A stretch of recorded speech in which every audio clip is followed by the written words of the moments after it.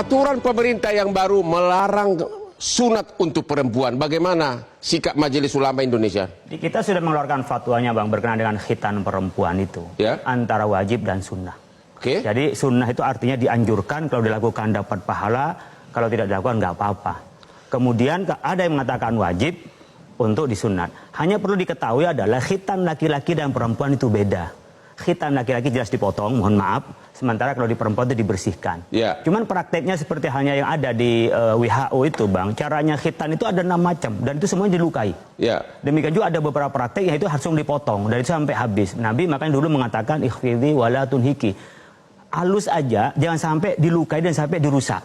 Itu Nabi sampaikan. Jadi artinya menurut Bapak peraturan pemerintah ini melanggar norma agama? Ini bertabrakan dengan norma agama. Kita tidak mewajibkan tapi tidak boleh dilarang. Jadi melarang suatu yang kita anjurkan atau kita bolehkan di dalamnya, kemudian oleh undang-undang ini, oleh peraturan, maksud saya peraturan ini adalah dilarang. Nah, ini melarang suatu yang kita anjurkan itu yang bertentangan dengan agama. Bertentangan dengan agama. Ibu Maria? Kalau dari sisi Komnas Perempuan, pemotongan genitalia perempuan ini adalah pelanggaran hak asasi manusia. Jadi menurut Ibu peraturan ini sesuai dengan Bapak, Ibu setuju? Setuju. Saya tidak setuju. Gini, Pak, Bang, begitu dulu, Bang. Jadi yang disampaikan Bu Maria Ulfa itu adalah praktek. Praktek yang salah, dan itu praktek bukan khitan. Itu perusakan. Khitan yang ada dalam Islam itu tidak dirusak dan tidak dipotong.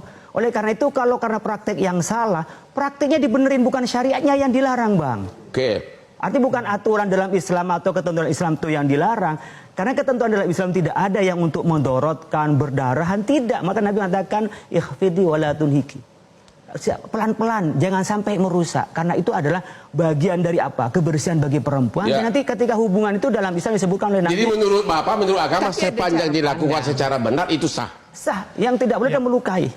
Asal tidak melukai, benar nggak Pak? Ya.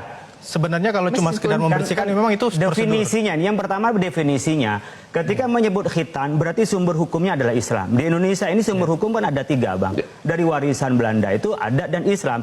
Ketika menyebut terminologi Islam, maka kembalikan definisinya pada Islam. Benar. Nah, ketika dia menggunakan definisi yang saya akan tadi Bu Maria Ulfa adalah dengan dipotong, dilukai, praktek. Dia bukan definisi dalam Islam. Kesalahan praktek kok menjadi syariah yang disalahkan.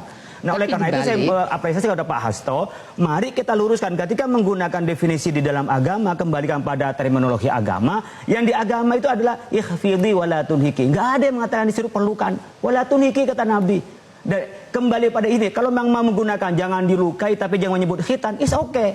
Tapi ketika menyebut sumbernya ada dari hukum Islam, kemudian definisikan di luar Islam, menurut saya tidak fair. Ibu Maria, pendapat Ibu Maria dibantah Majelis Ulama Indonesia. Pendapat Ibu gimana? Ya, tapi praktek apapun namanya, apapun bentuk prakteknya, di balik khitan perempuan itu adalah ada ideologi.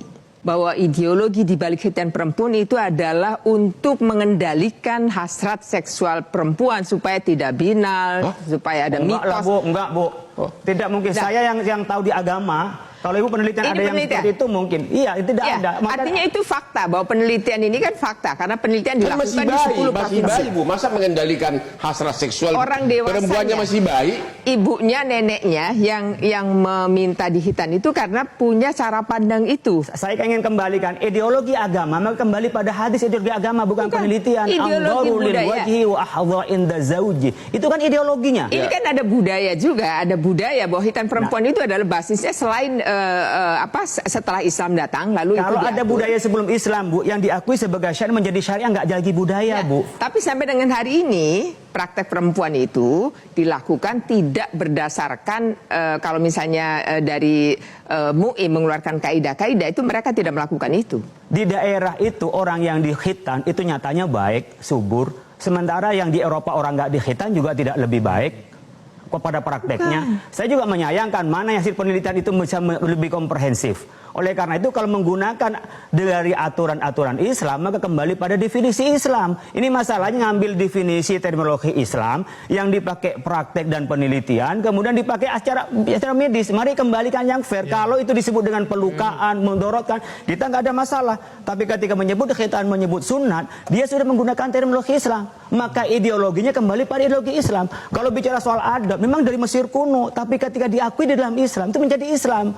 Karena apa? Karena kita mengikuti pada perintah Nabi. Jadi tidak berarti kalau budaya akan selamanya menjadi budaya, tidak. Ketika al-'adah menjadi muhakkamah, apalagi al-'adah mansusun bin nasi, maka sudah menjadi hukum, tidak lagi disebut adatnya. Jadi kontroversinya tapi praktek ini yang jadi praktek hitan perempuannya ini yang sebenarnya yang masih banyak melakukan perlukaan. Nah, itu berarti fakta, disiapin itu fakta. tenaganya, bukan syariahnya yang dilarang. Pemerintah itu berkewajiban untuk memenuhi bagaimana menjalankan syariah di dalam Islam, dan pemerintah menyediakan itu.